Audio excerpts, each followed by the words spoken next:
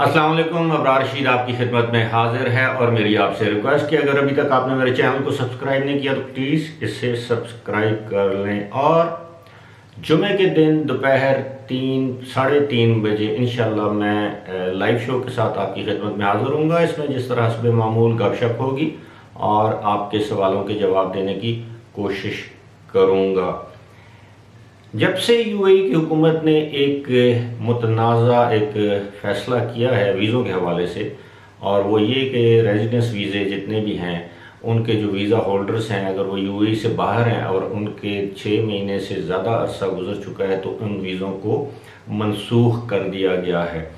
उस वक्त से यूएई की हुकूमत को मुख्तलिफ़ ममालिक की जो वजारत ख़ारजा हैं उसके अलावा आलमी मीडिया में तनकीद का निशाना बनाया जा रहा है, जिससे एक मरतबा फिर ये उम्मीद की किरण नज़र आती है कि यूएई की हुकूमत इस मामले पर भी हस्ब साबिक़ हस्ब मामूल एक यू टर्न ले सकती है। मैंने ये नहीं कहा कि यू टर्न लेगी, मैंने कहा यू टर्न ले सकती है, क्योंकि माजी का रिकॉर्ड ये बताता है मुत्तहदा अरब अमारात की हुकूमत का कि वो एक दिन एक फ़ैसला करती है, उसके बाद उस पर सोच विचार करती है, फिर जब उसको रियलाइज़ होता है, महसूस होता है कि वो फ़ैसला दुरुस्त नहीं, तो अगले दिन उस फैसले को रिवर्स कर देती है। चाहिए तो ये हुकूमतों में कि पहले हुकूमतें सोचें कि इस फैसले के मुज़मरात क्या होंगे, नताइज क्या होंगे, उसके बाद फ़ैसला करें। लेकिन बाज़ औक़ात ऐसा भी हुआ है कि हुकूमत यूएई की हुकूमत एक दिन एक अच्छा फ़ैसला करती है लेकिन अगले दिन उसको रिवर्स कर देती है, उस अच्छे फ़ैसले को वापस लेकर उसकी जगह एक बुरा फ़ैसला कर देती है। मैंने पहले भी अपनी वीडियोज़ में कहा है, मुझे हैरत है कि यूएई की हुकूमत के मुशीरान कौन से हैं, इंतहाई नाअहल मुशीर जिनको खारजा पॉलिसी का कुछ इल्म नहीं। ऐसे लगता है जैसे किसी मुल्क का क्लर्क उस मुल्क की खारजा पॉलिसी चला रहा हो।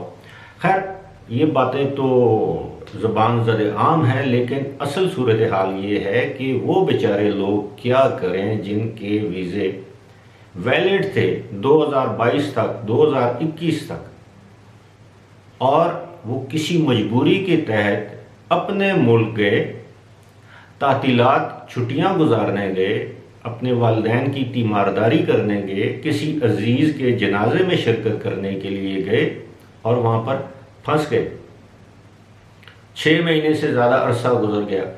चाहिए तो ये था कि उनको ग्रेस पीरियड दिया जाता, कम से कम 30 दिन का दे देते आप ग्रेस पीरियड, ज़्यादा नहीं, और उनको कहते कि जी अगर आपका इस तारीख तक आप वापस आ सकते हैं तो आपका वीज़ा वैलिड तस्वर होगा। लेकिन कोई नोटिस दिए बगैर इस सारे मामले को निपटा दिया गया, वीज़े मनसूख कर दिए गए और ये भी नहीं बताया गया कि अब इन वीज़ों की तजदीद कैसे होगी। जो शख्स यूएई से बाहर है वो अपना वीज़ा रिन्यू कैसे करवाएगा? क्या उस मुल्क की एम्बेसी में जाएगा? क्या ऑनलाइन वीज़ा रिन्यू होगा? आईसीए जो उनकी authority for identification and citizenship है उसके बारे में इतनी शिकायत आती हैं कि वो कभी उनका लिंक डाउन होता है, कभी वो जवाब नहीं देते, कभी वो कहते हैं कि एप्लीकेशन अंडर प्रोसेस, मुख्तलिफ़ किस्म की वजूहात हैं। और एक मरतबा तो यूएई की हुकूमत ने इस बात का एतराफ़ भी किया कि हाँ उनके सिस्टम में गड़बड़ है और उसको दुरुस्त करने की कोशिश कर रहे हैं। लेकिन लोगों की मुश्किलात और शिकायत अब आम हैं। वो लोग जिनके अपने कारोबार हैं, वो लोग जिनकी मुलाजमतें हैं, अब वो अपनी मुलाजमतें जायज़ नहीं कर सकते, अपने कारोबार जायज़ नहीं कर सकते, वो क्या करें?